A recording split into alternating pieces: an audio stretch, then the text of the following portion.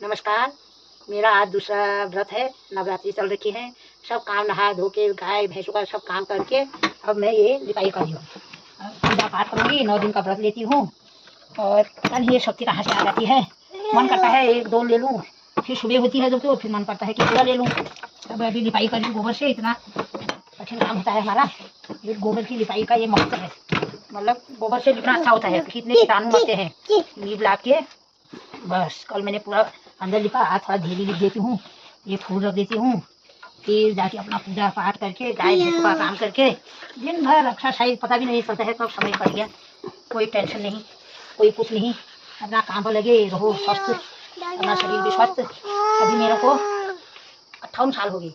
अभी मैं सोचती हूँ कि मेरे को पता नहीं 20-25 साल की होंगी भाई, ऐसा लगता है मेरे को। जब मेरा सुबह उठती हूँ मैं तो मेरे को ऐसा लगता हूँ मैं अभी बच्ची हूँ छोटी।